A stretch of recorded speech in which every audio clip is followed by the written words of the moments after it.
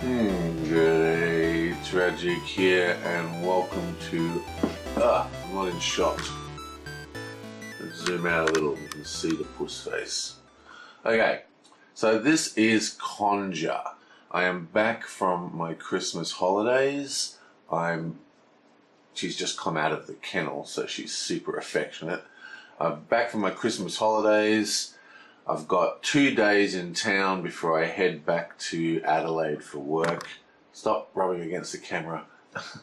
And I just didn't want to leave my channel before the big break until the end of February when I finally finish my project in Adelaide with just nothing but unboxing videos. So I'm going to do a quick game of Konja. Now, Konja is another dice game. We're still continuing our dice games. I'm sorry I didn't get a chance to play Ancient Terrible Things over Christmas, but this is by the same people. It's another Pleasant Company game, and it is basically a sequel in some ways to Ancient Terrible Things. It has much of the same mechanics, except this is a 2-player game, and it is designed as a evolution, I guess you could call it, of the original game design of Ancient Terrible Things. I don't think it's maybe not quite as good as Ancient Terrible Things in my opinion, but it is still very good. What sets it apart in my mind is that this is 2 players only, and that is not enough. So this game is basically your 2 wizards both trying to end a drought in the desert by summoning spirits to, you know, bring rain clouds, and whoever gets the largest rain cloud wins the game. We're not working together. This is not a co-op. In fact, it has direct interference rules, which we are going to be playing, though we don't have to use them. You can play a more passive race version of the game if you like. So basically, everyone starts with these 3 beginning power cards, right? And one of them is this red card, which allows you to replace people's die, but you can flip it over, and depending on which side it is, replace your own dice, or it is a replace your opponent's dice. It's like an attack die. So we're going to play the attack die proper, in inverted commas, variant. Now, this game comes with stickers. Some of you may have heard me complain about stickers before. These are not particularly good for people who do not have the best hand-eye coordination. So I have not used them. It also helps the resale of the game if you ever want to resell it. And I think these look pretty fine. They don't have to be distinguished in any way. They're just marker tokens, but particularly good ones. This is a first player token, and this is a special effect token. Now, the goal of this game is to score a whole heap of points, and the points are basically these cloud tokens. Okay, the major resource in this is gold. You actually can buy these tokens with gold, and you can even flip them over into be more valuable tokens. And I think it's the first to 30 or something wins. So that is the game.